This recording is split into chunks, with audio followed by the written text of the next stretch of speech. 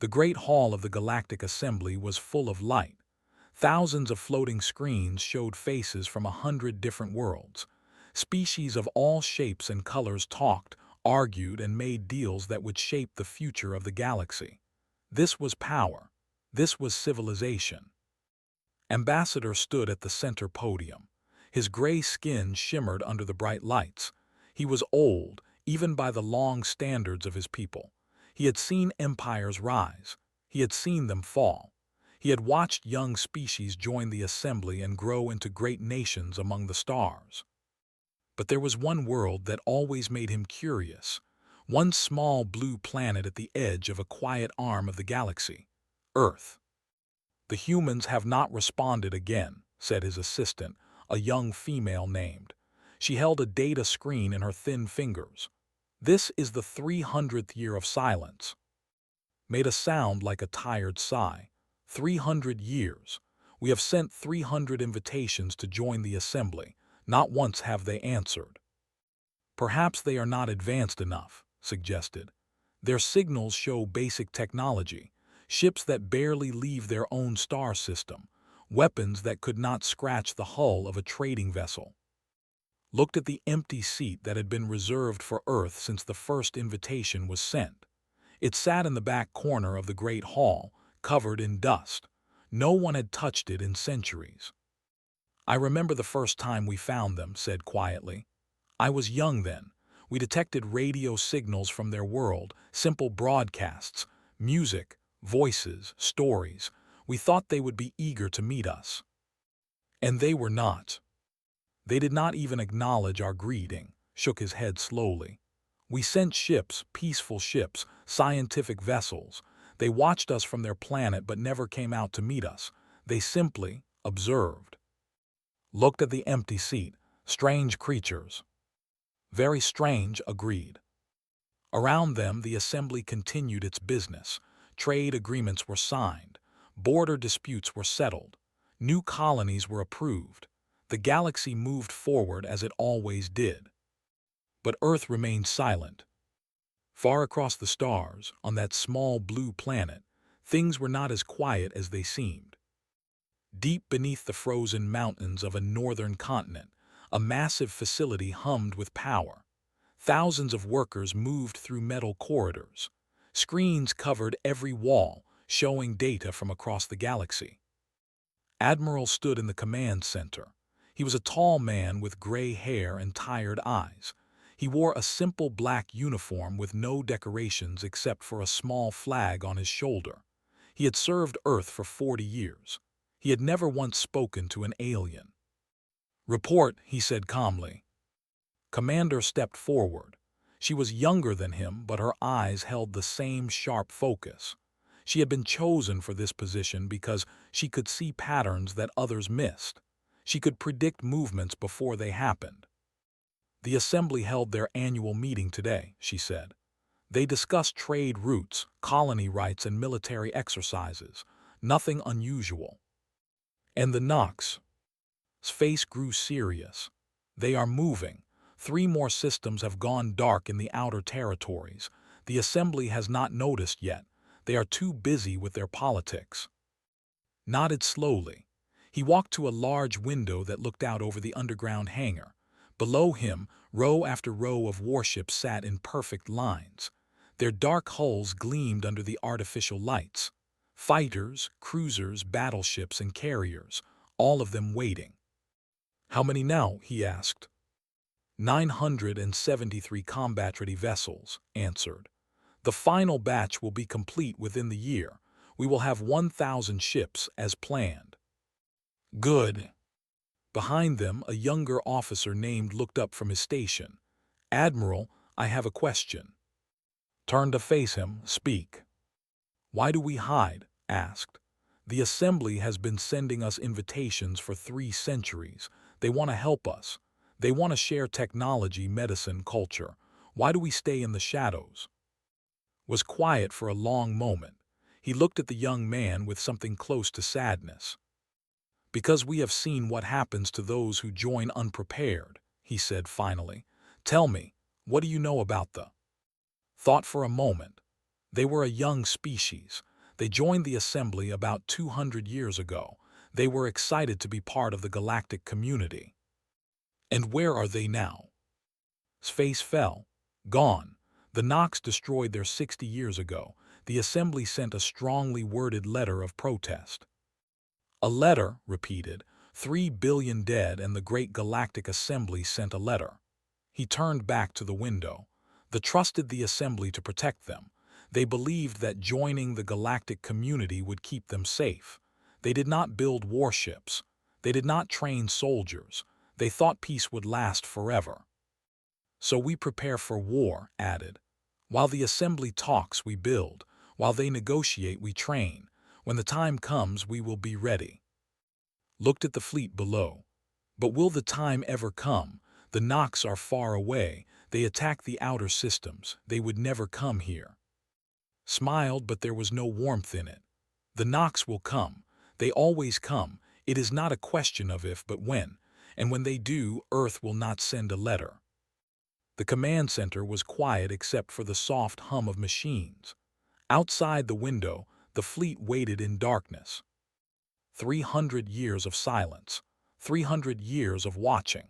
300 years of building something the galaxy had never seen. Earth was not ignoring the assembly. Earth was not primitive. Earth was not weak. Earth was patient. And patience, Admiral knew, was the most dangerous weapon of all. In the Great Hall of the Galactic Assembly, Ambassador finished his speech about cooperation and unity. The delegates applauded politely. New agreements were signed. Old friendships were renewed. No one thought about the empty seat in the corner. No one wondered why the humans had stayed silent for so long. No one imagined that beneath the surface of that quiet blue world, a storm was growing. A storm that would one day shake the very foundations of the galaxy. But that day was not today. Today, the galaxy was at peace. And Earth continued to wait. The planet was burning. From orbit, it looked like a ball of fire and smoke. The green forests that had covered its surface were gone. The blue oceans had turned to steam. The cities that had stood for 1,000 years were nothing but ash and broken stone. A Nox warship floated above the destruction. Its black hull was covered in sharp edges and cruel designs. It was built to cause fear as much as damage, and it was doing its job well. On the bridge of the warship, Commander Vex watched the planet die. His pale face showed no emotion. His dark eyes reflected the flames below. To him, this was not tragedy. This was simply the natural order of things. The strong survived, the weak did not. "Report," he said in a cold voice. "The planet is secured," answered one of his officers. "All major cities have been destroyed. Resistance has ended. Population centers have been eliminated." And the assembly. They have sent a formal protest. They demand that we withdraw from assembly space and face charges for our actions. Vex laughed. It was an ugly sound. A protest, how predictable, what else? "Nothing else, Commander. No ships have been sent. No military action has been taken." "Of course not." Vex turned away from the burning planet. "The assembly does not fight. They talk, they negotiate, they write rules and hold meetings, but they never act. That is why they will fall." The Nox fleet moved on to its next target. Behind them continued to burn.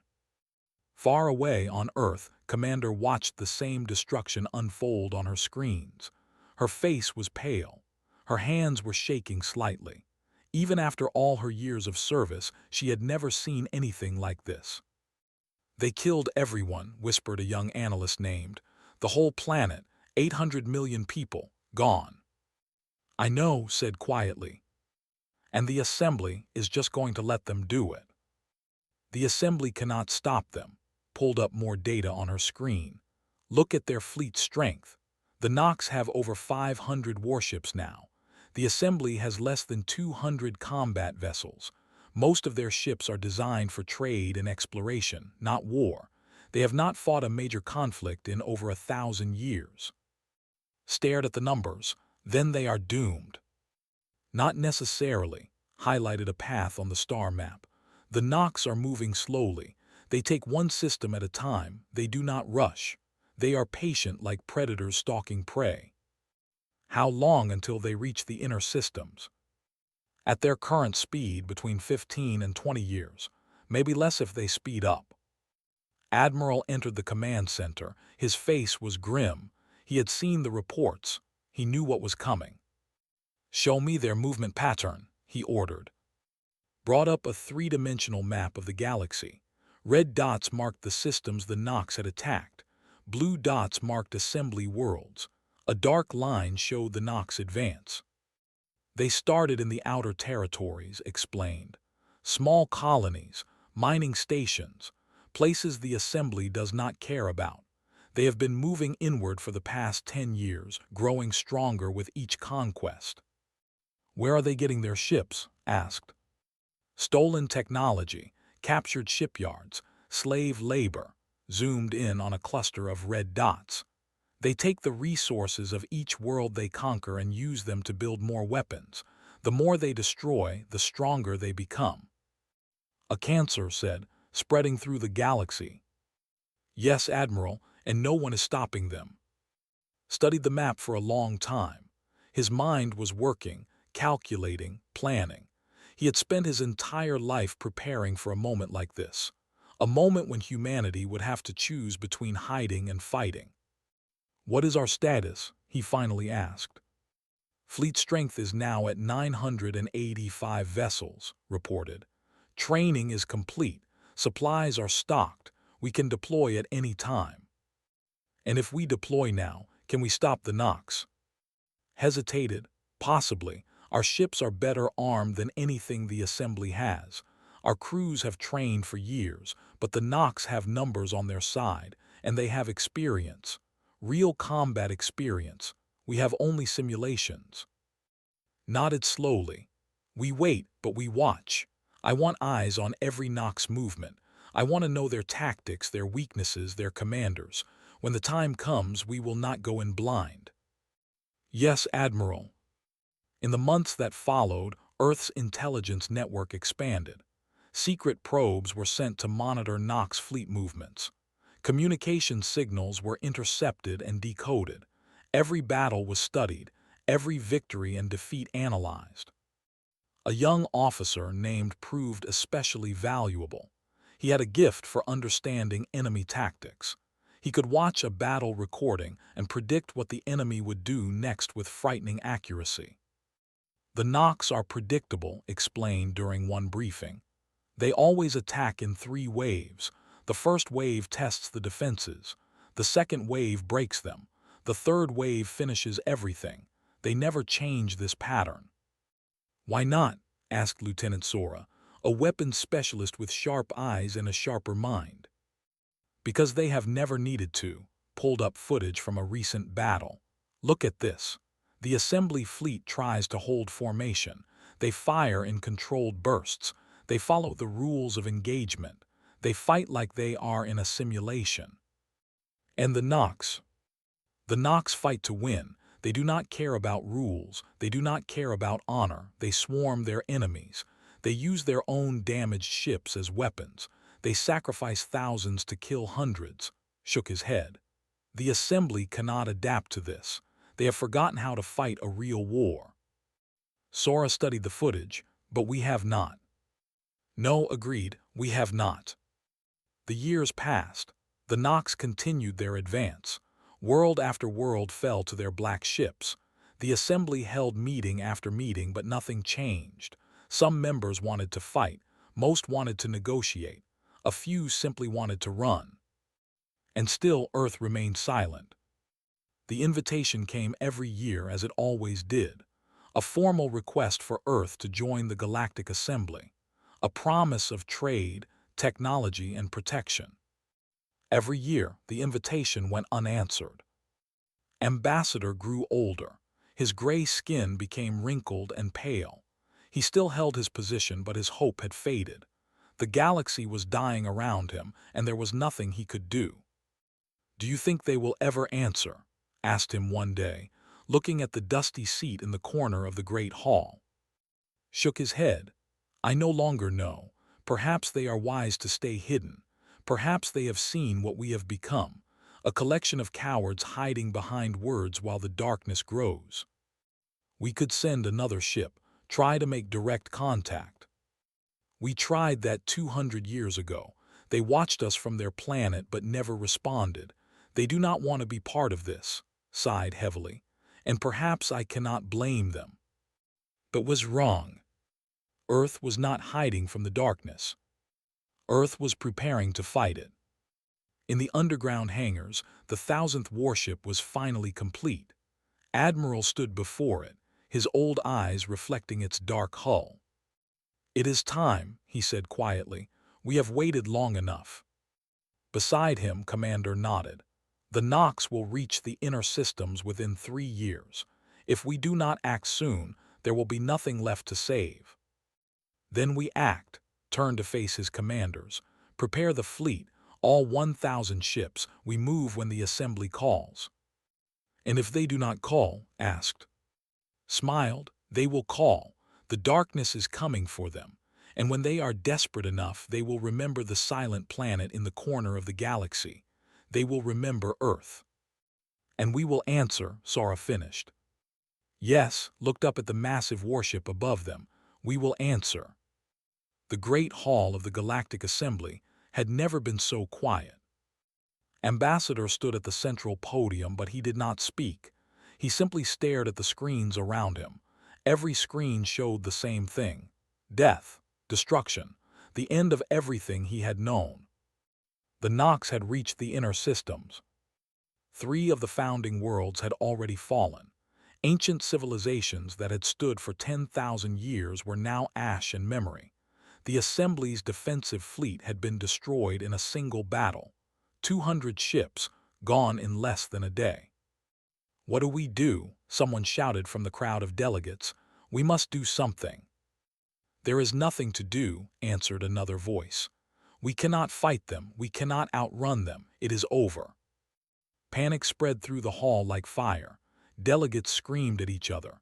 Some tried to flee. Others simply sat in their seats and wept. The great Galactic Assembly, the symbol of civilization and order, was falling apart. Watched it all with tired eyes. He was too old for panic. He was too old for tears. He had known this day would come eventually. He had hoped he would be dead before it arrived. He was not that lucky. Ambassador said, appearing at his side. Her voice was shaking. "Ambassador, what do we do?" Did not answer immediately. He looked around the hall, at the chaos and fear, at the empty promises and broken dreams. And then his eyes fell on something in the corner of the room. The dusty seat reserved for Earth. "There is one thing we have not tried," he said slowly. "What?" The humans walked toward the communications panel at the edge of the podium. "We have sent them invitations for 300 years. We have offered them friendship, trade, technology. They have ignored all of it." "Then why would they help us now?" "Because this is not an invitation." Old fingers moved across the panel, preparing a transmission. "This is a plea, a desperate cry for help from a dying galaxy. Perhaps they have been waiting for this." "Waiting for what?" "Waiting to be needed." The transmission was simple. It went out across every frequency, broadcast to that small blue planet at the edge of the galaxy. "This is Ambassador of the Galactic Assembly. We are under attack by a force we cannot defeat. Our worlds are burning. Our people are dying. We have failed to protect our own. We ask, we beg for any assistance you can provide. If there is anyone on Earth who can hear this message, please help us." The message ended. The hall fell silent. Every eye turned to the communication screen, watching, waiting. Nothing happened. Minutes passed, then hours. The delegates began to lose hope. Some laughed bitterly. Others cursed the humans for their cowardice. Most simply turned away and prepared for the end. But kept watching. Something in his old heart refused to give up. And then, after 12 hours of silence, the screen flickered. A single word appeared. Acknowledged. The hall erupted. Delegates jumped to their feet, shouting, crying, pointing at the screen. Ambassador gripped the podium to keep himself from falling. His heart was beating so fast he thought it might stop. "What does that mean?" demanded. "Acknowledge, that is all, no details, no timeline, no explanation."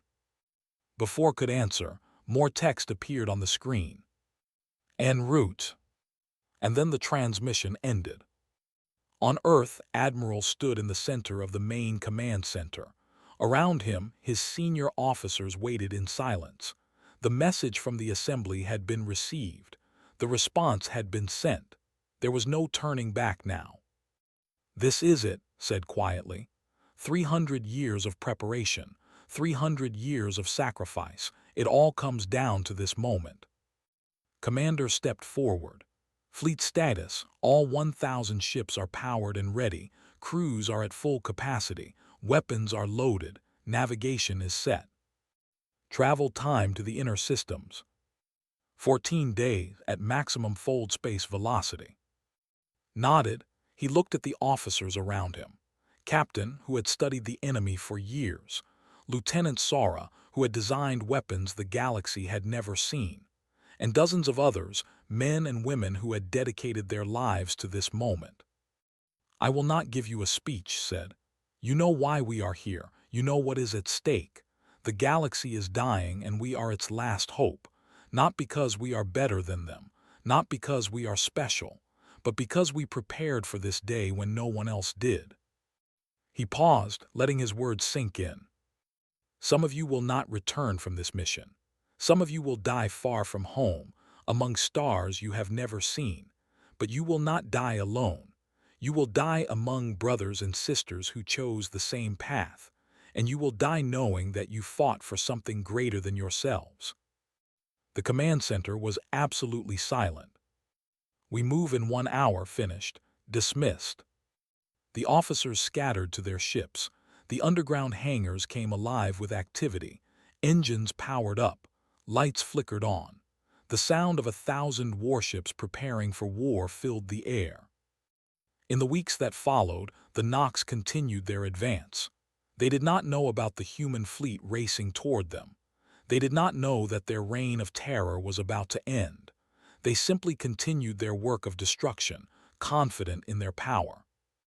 Commander Vex led the main assault on the last major assembly world.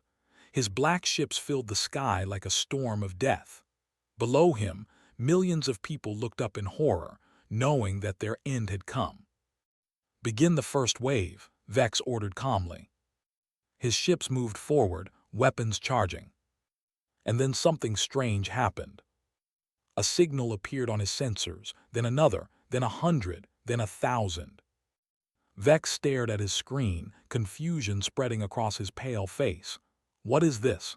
Where are these ships coming from?" "Unknown, Commander," his officer reported, his voice shaking. "They are emerging from fold space, 1,000 vessels, configuration, unknown, power readings, impossible." "Impossible, explain." "Their weapons output exceeds anything in our database. Their hull composition does not match any known species. Commander, these ships, they are unlike anything we have ever seen." Vex felt something he had not felt in years: fear. "Who are they?" he demanded. The answer came not from his officer but from the ships themselves. A single transmission, broadcast on all frequencies. "This is Admiral of the United Earth Fleet. You have one chance to surrender. You will not receive another." The great hall of the assembly exploded with noise. Delegates cheered, cried, and embraced each other. Ambassador collapsed into his seat, tears streaming down his wrinkled face. "They came," he whispered. "After all this time they came." On the screen, 1,000 human warships formed into battle lines. Their dark hulls gleamed against the stars. Their weapons glowed with deadly light. They moved with perfect precision, like a single organism. "Ambassador," said, her voice filled with awe, "look at them, they are beautiful." Nodded slowly. "They are more than beautiful, they are salvation." But deep in his old heart, Another question began to form. If the humans had ships like this, weapons like this, power like this, why had they stayed hidden for so long? What had they been waiting for? And what would they want in return for saving the galaxy? Those questions would have to wait. Right now, all that mattered was survival. And for the first time in years, survival seemed possible. The nebula burned with the light of 1,000 weapons. Commander Vex had never retreated from a battle. He had never even considered it. For 20 years, he had crushed every enemy that dared to face him. The Assembly, the outer colonies, the scattered resistance movements, all had fallen before the Nox Armada. But these humans were different. All ships hold formation, Vex screamed into his communicator. Do not break, do not run. His words meant nothing. Around him, his fleet was being torn apart. The human ships moved with impossible speed.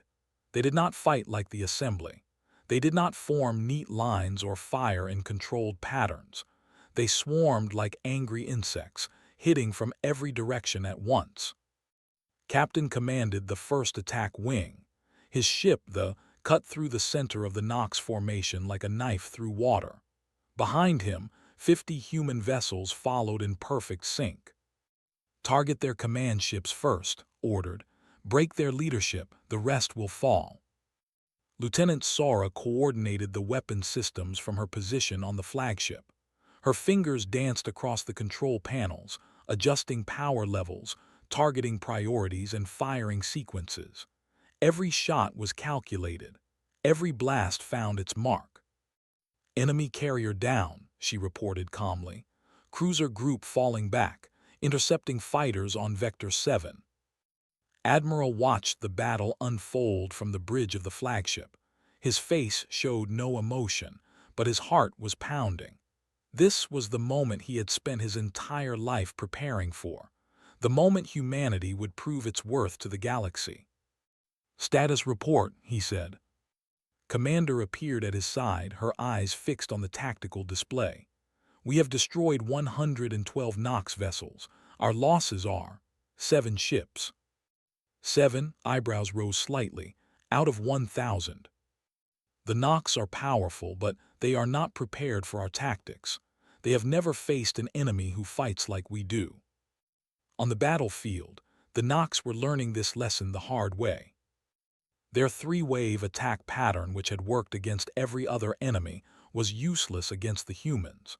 When the first wave moved in, the human ships simply scattered and reformed behind them. When the second wave attacked, human vessels appeared from unexpected angles, striking at exposed flanks. And the third wave never got the chance to form. Commander Vex slammed his fist against his command console. How are they doing this? No one fights like this. No one. Commander, we have lost contact with the Eastern Formation, his officer reported. The Western Formation is requesting permission to retreat. No one retreats. Commander, if we do not retreat, we will be destroyed. Vex turned to face his officer, rage burning in his dark eyes. The Nox do not run. The Nox do not surrender. We fight until the last ship burns. Then we will all die, Commander. For a long moment, Vex said nothing. He looked at the screens around him, at the flashing warning lights and the dying ships. He had built this fleet through years of conquest. He had made it the terror of the galaxy. And now it was being destroyed by a species no one had ever heard of. Who are these humans? He whispered. Where did they come from? The answer came in the form of another explosion. His flagship shook violently as a human torpedo struck its hull. On the captain's voice crackled through the speakers. Admiral, the enemy flagship is damaged. Shields are down. Weapons are offline. Should we finish it? Considered for a moment. No, disable it. I want their commander alive. Understood, Admiral. The battle continued for 6 more hours, but the outcome was never in doubt. The Nox Armada, which had terrorized the galaxy for decades, was reduced to burning wreckage floating in the nebula. Of their 500 ships, fewer than 30 managed to escape into fold space. The humans lost 23 vessels. When the fighting finally ended, silence fell over the nebula. The surviving human ships gathered together, their hulls scorched but intact. Crews embraced each other. Some cried, some laughed, most simply stood in disbelief at what they had accomplished. On the assembly world below, the population watched in amazement. They had expected death. They had expected the end of everything. Instead, they had witnessed a miracle. Ambassador requested immediate communication with the human fleet. His hands were trembling as he waited for a response. Admiral's face appeared on the screen. He looked tired, but there was a quiet satisfaction in his eyes. "Ambassador," he said, "I believe you called for assistance." Could barely speak. "Admiral, we thank you. We cannot find the words to express our gratitude. You saved us. You saved all of us." "The battle is not over," replied calmly. "The Nox still have forces scattered across the galaxy. They will regroup. They will try again. But for now, this system is secure." How did you do this? Your ships, your weapons. They are beyond anything we have ever seen. How is this possible?" Smiled slightly. "We had 300 years to prepare, Ambassador. While you were sending us invitations to join your assembly, we were watching, learning, building. We saw what happened to species who joined before they were ready. We decided to take a different path." "But why come now? Why not earlier? If you had joined us, perhaps we could have stopped the Nox before they grew so powerful." "Perhaps," agreed. "Or perhaps we would have been destroyed alongside you. We could not take that risk. Humanity's survival had to come first." Nodded slowly. He understood. He did not like it, but he understood. "What happens now?" he asked. "Now we hunt." His expression hardened. "The Nox are scattered and weak. We will track them down. Every ship, every base, every hiding place. We will not stop until they are no longer a threat to anyone." "And after that?" "After that," paused, considering his words carefully.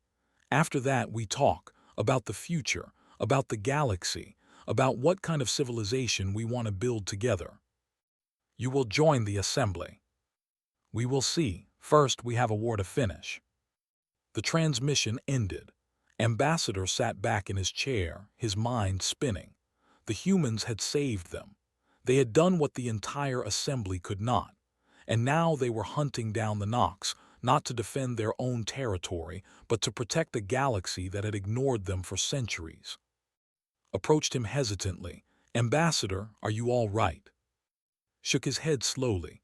"I am not sure. I am grateful, of course. We all are, but I cannot help wondering." "Wondering what?" "What kind of people spend 300 years preparing for war? What kind of patience does that require? What kind of determination?" He looked up at the stars visible through the great hall's windows. "We thought we were the advanced ones. We thought we were the builders of civilization. But the humans, they were planning on a scale we never imagined." "Is that a bad thing?" "I do not know," stood slowly, his old bones creaking.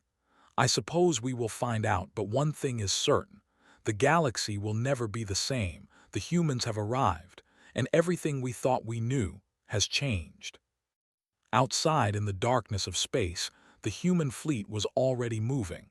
Their work had just begun. 6 months had passed since the Battle of Nebula. The Nox Armada was gone. Their scattered fleets had been hunted down one by one. Their hidden bases had been found and destroyed. Their leaders had been captured or killed. The terror that had haunted the galaxy for decades was finally over. And the humans had done it all. Ambassador stood at the entrance of the great hall, watching as a human delegation approached. They walked with quiet confidence, their boots clicking on the polished floor. Admiral led them, flanked by Commander, Captain, and Lieutenant Sora. The hall was packed with delegates from every surviving world. They had come to witness history. They had come to see the saviors of the galaxy face to face. Stepped forward to greet them. "Admiral, it is an honor to welcome you to the Galactic Assembly." nodded politely. "Ambassador, thank you for the invitation." There was a moment of awkward silence. The irony was not lost on anyone. After 300 years of ignored invitations, the humans were finally here, but they had come on their own terms. "Please," said, gesturing toward the central platform. "The delegates are eager to speak with you." The humans followed him through the hall. Eyes watched them from every direction. Some looked with gratitude, others with fear, a few with resentment. The assembly had ruled the galaxy for thousands of years. Now they owed their survival to a species they had dismissed as primitive. When they reached the platform, stepped forward to address the crowd. His voice was calm and clear, filling the great hall. "Members of the Galactic Assembly, I am Admiral of the United Earth Fleet. I stand before you not as a conqueror but as a neighbor. We share this galaxy. We always have. The difference is that now you know we exist." Murmurs rippled through the crowd. "For 300 years, you sent us invitations to join your assembly.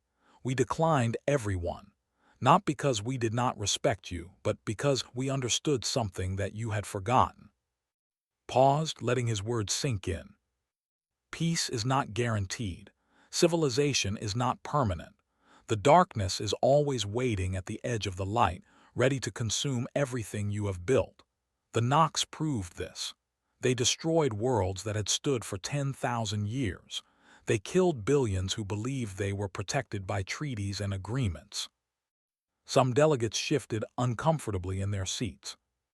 "We did not join your assembly because we saw what happened to those who trusted in words alone. The trusted you. They are extinct. The Mora trusted you. They are scattered refugees. Dozens of species believed that the assembly would protect them. They were wrong. We failed them," admitted quietly. "We know this." "Yes, you did." His voice softened slightly. "But failure is not the end. It is an opportunity to learn, to grow, to become something better." "What would you have us become?" asked a delegate from the front row. "Stronger," answered simply. "Not stronger in weapons or ships, stronger in will, stronger in purpose. You have the knowledge to build anything you want. You have the resources to create wonders beyond imagination. But you lack the one thing that matters most, the determination to protect what you build." Commander stepped forward. "We are willing to help you, to share our military knowledge, to train your forces, to build a true defense network that can protect the galaxy from any threat." "In exchange for what?" another delegate demanded. "Nothing comes free. What do the humans want?" Smiled. It was a genuine smile, warm and almost friendly. "We want a seat at the table," he said. "Not as junior members, not as newcomers learning from our elders. We want to be partners, equals. We have proven our worth on the battlefield. Now we want to prove it in peace." The hall erupted in debate. Some delegates welcomed the offer. Others protested against giving humans such power. A few suggested that the humans were no better than the Nox, using violence to force their way into galactic politics. Through it all, and his officers stood quietly, waiting. Finally, Ambassador raised his hand for silence. The hall slowly quieted. "I have a question for you," Admiral said. "You could have come to us at any time. With your fleet, you could have taken whatever you wanted. You could have conquered the assembly and made yourselves rulers of the galaxy. Why did you wait? Why did you come to save us instead of subjecting us?" Considered the question carefully. "Because that is not who we are," he said finally. "We are not conquerors. We are not tyrants. We are simply survivors. Humanity learned long ago that true strength is not measured by how much you can destroy, but by how much you can protect." He looked around the hall, meeting the eyes of delegates from dozens of worlds. "We built our fleet to defend ourselves. We trained our soldiers to fight for something greater than personal glory. When we saw your galaxy burning, we did not see an opportunity for conquest. We saw people who needed help, people who deserved a chance to survive." "And if we had refused your help?" asked. "Then we would have helped anyway," shrugged. Some things are more important than permission. The hall was silent. Captain spoke next. We spent 300 years watching your galaxy. We learned your languages. We studied your cultures. We came to understand your strengths and your weaknesses. And somewhere along the way, we began to care about you, not as potential allies or trading partners, as neighbors, as family. Lieutenant Sora added, "The galaxy is a lonely place. Finding others who share our curiosity, our creativity, our hope for the future, that is precious. We could not stand by and watch it be destroyed." Ambassador felt tears forming in his old eyes. He had spent his entire career believing that humans were primitive, isolated, perhaps even dangerous. Now he saw the truth. They were none of those things. They were simply patient, and wise, and kind in ways the Assembly had forgotten how to be. "I move to accept the human proposal," said, his voice thick with emotion. "Full partnership, equal standing, a seat at the table." The vote was not unanimous, but it was overwhelming. The motion passed. Extended his hand too. "Thank you, Ambassador. I hope this is the beginning of a long friendship." Took the offered hand. "As do I, Admiral, as do I." Later that evening, as the delegates dispersed and the great hall emptied, stood alone by the window. He looked out at the stars, at the galaxy he had spent his life preparing to save. Commander approached him quietly. "It is done. We are part of the Assembly now." "Yes," said softly. "Are you satisfied?" Thought about the question for a long moment. Satisfied? No, there is still much work to do. The Nox were only one threat. There will be others. The galaxy will face new challenges, new enemies, new tests of its will. But we will face them together now. "Yes," finally smiled. "Together, that is what matters, not the ships or the weapons or the victories, but standing together, protecting each other, building something that will last." He turned away from the window and walked toward the exit, where the rest of his officers were waiting. "Come," he said, "we have a long journey home, and then we have a new journey to begin." Behind him, in the corner of the great hall, the dusty seat reserved for Earth was finally clean. It would never be empty again. And somewhere in the vastness of space, a blue planet continued to orbit its quiet star. Its people went about their lives, working, laughing, loving, dreaming. Most of them had no idea what had happened. Most of them never would. But some of them knew, some of them understood. Humanity had taken its place among the stars, not as conquerors, not as victims, but as protectors, guardians, friends. And the galaxy would never forget the day Earth finally showed up.